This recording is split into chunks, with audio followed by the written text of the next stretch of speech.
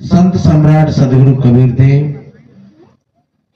मुद मंगल में संत समाज, सभी धर्म प्रेमी सज्जन, शक्ति स्वरूपाएं माताएं और बहन, भविष्य के कर्णधार, वसुंधरा की गोद में खेलने वाले नन्हे मुन्ने प्यारे प्यारे बच्चे एवं बच्चियां, सभी को वंदन अभिनंदन।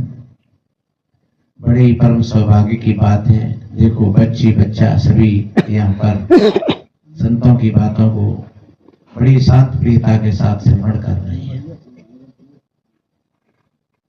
और वास्तव में ही अंधेरे में ही प्रकाश की जरूरत होती है। जहाँ प्रकाश है वहां प्रकाश की क्या जरूरत है? 4 लाइट लगी, एक और लगाए तो क्या होगा? लेकिन अब बिल्कुल अंधकार है, वहां अगर एक कहीं बल्ब जल जाए, 2 बल्ब जल जाए तो बस समझो बहुत कुछ हो गया। सज्जनों, वास्तव में ही संसार का प्रत्येक प्राणी अंधकार में है और उस अंधकार में संतों के ज्ञान के प्रकाश की बहुत बड़ी महती आवश्यकता है। अभी जैसे भैया बैठे थे, बैठने रहने देते, शायद कोई बात समझ में आ जाती तो आगे के लिए सुधार भी हो सकता था। और ऐसा कई बार ऐसा मौका आया, चांस मिले पड़े, लोग नहीं आने दे रहे, नहीं बैठने दे रहे, और फिर बैठा लिया और वो आए और उनकी बातें समझ में आई और वो ठीक अपनी लाइन पर आ गए। जो कोई ठीक सज्जन है, संत है, समझदार बहन बेटी है, एक बार सत्संग में नहीं आए कोई बात नहीं है, लेकिन जो बिल्कुल अज्ञान की धारा में जो डूबे हुए, अंधेरे में डूबे हुए हैं, ऐसे ही भाई बहनों के लिए सत्संग की आवश्यकता है। तो सज्जनों, संत समझ आते हैं कि ये जो मानव शरीर मिला है हमको सुख और शांति के लिए मिला है। हम तमाम कथा सुनते हैं, रामायण पढ़ते हैं, गीता पढ़ते हैं और भी शास्त्र पढ़ते हैं, लेकिन वो बात हमारी समझ में नहीं आती है। क्यों नहीं आती है?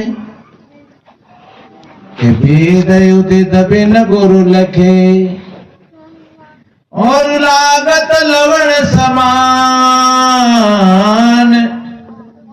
बादल गुरुमुख द्वार है, अमृत ते अधिकान।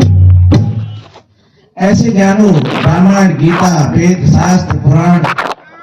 समुद्र का पानी कैसा होता है? खारा होता है, लेकिन वही पानी जब बादलों से गुजर करके आता है तो वो पानी मीठा हो जाता है। ऐसे जो शास्त्रों की वाणी है वो खारे पानी के समान है, लेकिन जब किसी संत महात्मा के माध्यम से, सत्संग के माध्यम से जब समाज में वो वाणी जाती है तो फिर वो वाणी मनुष्य के जीवन को बदल देती है और वो समझ में आती है।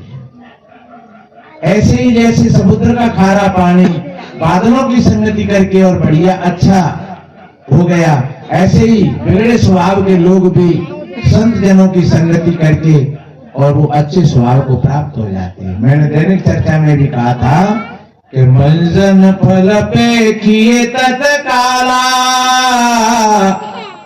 का कहो ये पे कब कहू मराला। बेटा उदम नहीं करते, देखो हमने तुम्हारी प्रशंसा करी है, तुम बामे लग गए। हाँ, नहीं हटाओ मत, बैठो आगे आगे जाओ। हाँ तो सुनो, समझो। कौवा से कोयल और बगुला से हंस बन जाती है। पक्षियों में कौवा एक ऐसा पक्षी होता है जो अच्छी चीज को भी खा लेता है और गंदगी में भी चोंच मार देता है। चाहे दाख, चिरौंजी, बढ़िया दौड़, अच्छा भोजन, और वो गंदगी में भी चोंच मार देता है। कितना उसको बढ़िया बढ़िया खिलाओ, लेकिन फिर भी वो मौका लग जाएगा तो गंदगी में चोंच मार देता है। और ऐसा ही हमारा और आपका हाल है, व्यक्ति का हाल है।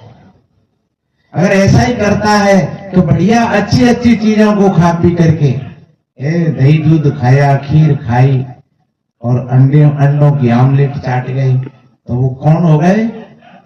वो है तो मनुष्य, लेकिन वो कौवा की श्रेणी में ही आ गई। सदगुरु कहते हैं तुम तो हंस हो। अगर ये बात समझ में आ जाए तो तुम हंस हो। तुम्हारे पास में बहुत बढ़िया अच्छी भाषा है बोलने के लिए, लेकिन अच्छी भाषा का प्रयोग नहीं कर पाती है। ये मानव शरीर है, साधनों का धाम है।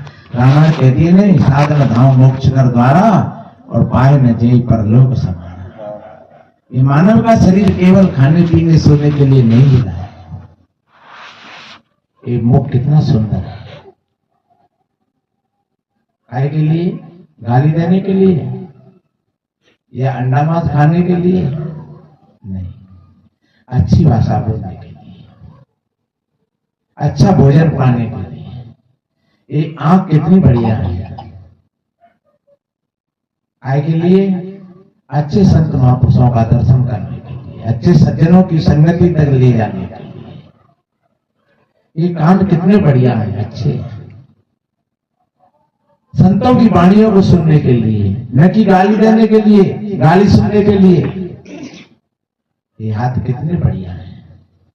जब इन हाथों से सेवा करते हैं और दान करते हैं तो ये हाथ सराहनीय होते हैं। और जब ये हाथ किसी को मारे पीटे तो ये पैर कितने बढ़िया हैं अच्छी जगह पर जाने के लिए। और यही पैरों से हम चोरी कर ले जाए तो फिर समझ लो कि यही पैर तुमको नरक में ले जा रहे हैं, यही हाथ तुमको नरक में ले जा रहे हैं, यही आंख तुमको नरक में ले जा रही है, यही कान तुमको नरक में ले जा रहे हैं, यही मुख तुमको नरक में ले जा रहा है, दुख में ले जा रहा है। नरक का अर्थ दुख होता है और ये रामायण की बात है।